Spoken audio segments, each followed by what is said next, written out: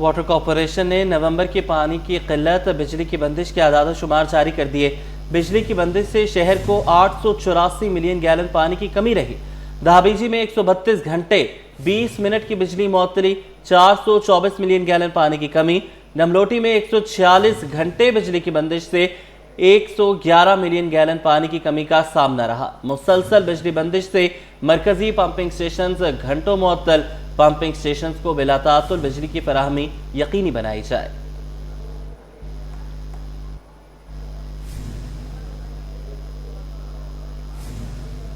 Surjani town sector 6B1 گلشن بلال میں شدید قلت آب، علاقہ مکین بوند بوند کو ترس گئے۔ مکین کہتے ہیں کہ علاقے کی 3 انچ قطر کی برانچ لائن جگہ جگہ سے لیک ہے۔ اس حوالے سے اپڈیٹ کریں گے رضوان احمد۔ رضوان آگاہ کیجیے گا۔ جی بالکل، اس وقت میں موجود ہوں سیکٹر 6B1 اور یہ ہے سرجانی ٹاؤن کا علاقہ گلشن بلال۔ اور گلشن بلال کی اگر بات کی جائے تو 500 سے زائد یہاں پر گھرانے ہیں جن پر 2025 جو ہے وہ قلت آب کے حوالے سے کافی بھاری رہا ہے، اور کہا یہ جا رہا ہے کہ 2025 یعنی رواں سال کا آغاز ہوتے ہی یہاں پہ قلت آب جو کہ اس وقت عروج پر پہنچی ہوئی ہے۔ متعدد مرتبہ یہاں سے جو ہے وہ رپورٹ کیا جا چکا ہے، لیکن Karachi water and sewerage corporation جو ہے اس مسئلے کو حل کرنے کے لیے تیار دکھائی نہیں دیتا۔ علاقہ مکین بڑی تعداد میں یہاں پر موجود ہیں، ان سے بات کرتے ہیں۔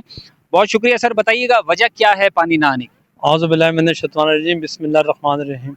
2025 عید الاضحیٰ ہمیشہ سے بھاری رہا ہے۔ عید الاضحیٰ پہ منڈیوں میں پانی دے دیا جاتا ہے، علاقوں میں پانی دیا جاتا نہیں ہے۔ خاص کر یہ گلشن بلال سیکٹر 6B1 یہاں ایک بہت بڑی پانی کی لیکیج ہے، جس کی وجہ سے سارا پانی لیکیج میں ضائع ہو جاتا ہے، جو کہ تھوڑا بہت چلتا ہے 4-5 گھنٹے۔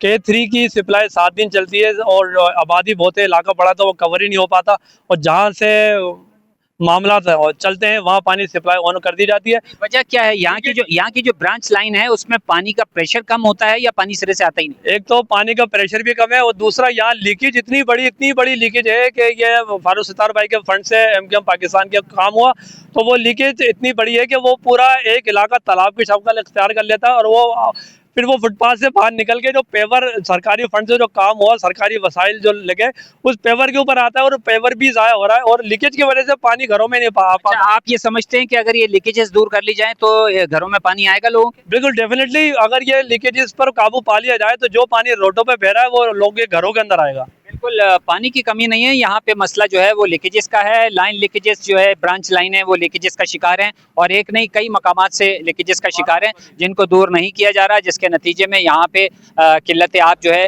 دن دوگنی اور رات چوگنی ترقی کرتی جا رہی ہے۔ جی، اوگرا کے نوٹس کے باوجود LPG کی قیمتیں مزید بڑھ گئیں۔ دکانداروں نے LPG 20 روپے فی کلو مہنگی کر دی، قیمت 250 سے بڑھ کر 270 روپے پر پہنچ گئی۔ کاوش میمن کی یہ رپورٹ۔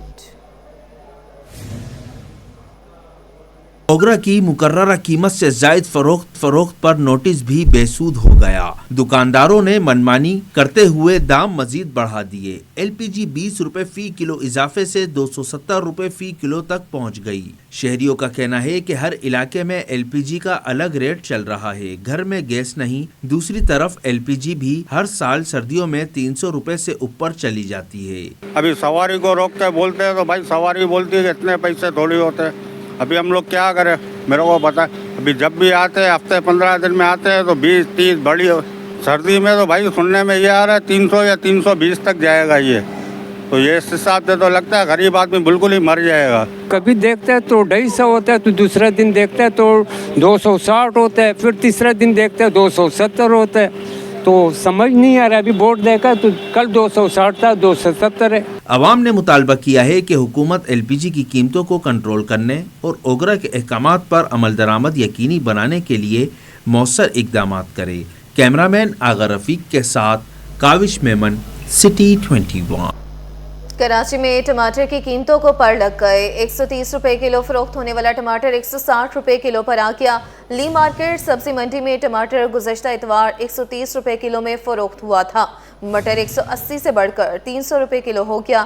دکانداروں کے مطابق ڈیمانڈ اور سپلائی کے فرق نے قیمتیں بڑھا دی ہیں۔ کاوش میمن کی رپورٹ۔ کراچی میں سبزیوں کے دام پھر آسمان پر پہنچ گئے۔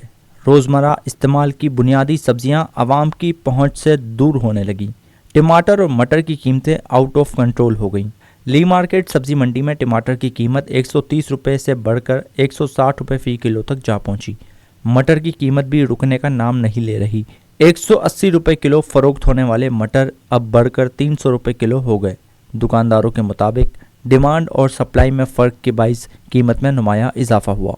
जब धूप तेज़ हो जाता है तो माल इंशाल्लाह इसका जो रेट खुद ब खुद कम हो जाएगा। अभी फ़िलहाल सर्दी का मौसम में माल वहाँ तैयार कम हो रहे, ज़्यादा इजाफा नहीं हो रहा है माल के अंदर। जड़ में जो है माल कच्चा तैयार पड़ा हुआ है, मगर जो तैयार माल है वो इस टाइम कम निकल रहा है। इसी वजह से टमाटर का रेट जो है काफ़ी बढ़।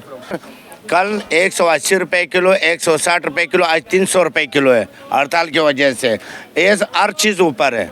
बुलिस्तान का थोड़ा बात मालिया आता तो वो नहीं आ रहे हैं, वो आज बंद पड़े हुए।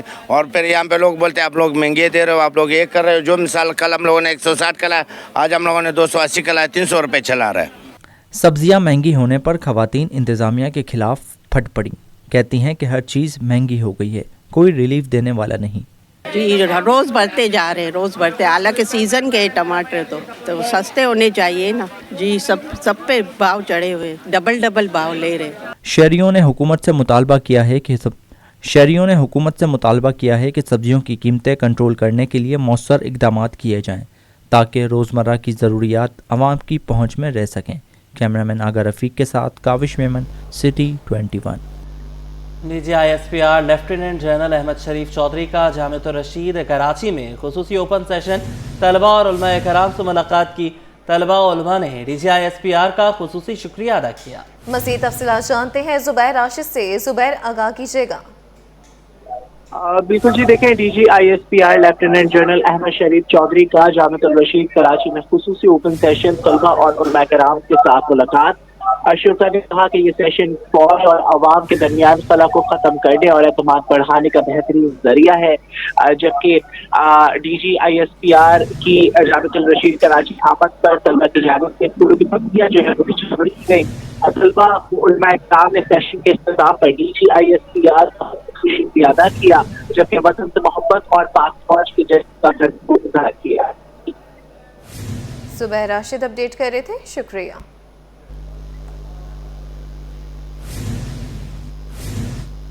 खबर आपको दें कि वर्ल्ड कल्चर फेस्टिवल का 24वां रोज रंग, मौसीकी और फन का सफर जारी। शाम 4 बजे south Africa and pan African shorts की फिल्म स्क्रीनिंग होगी। रात 8 बजे थिएटर प्ले सूटकेस एंड एड्रेनालीन पेश किया जाएगा। रात 8:30 बजे ओपन एयर थिएटर में UK, USA और पाकिस्तानी फनकारों की मुश्तरका परफॉर्मेंस होगी। जी बिल्कुल, आपको बताते चलें कि 39 रोज़ा इस वर्ल्ड कल्चरल फेस्टिवल का आज 24वां रोज़ है। 3 हफ्तों से ज़्यादा हो गए हैं। शहर कायद में फ़नून लतीफ़ा से ताल्लुक़ रखने वाले हज़ारों लोग इसमें शिरकत कर चुके हैं।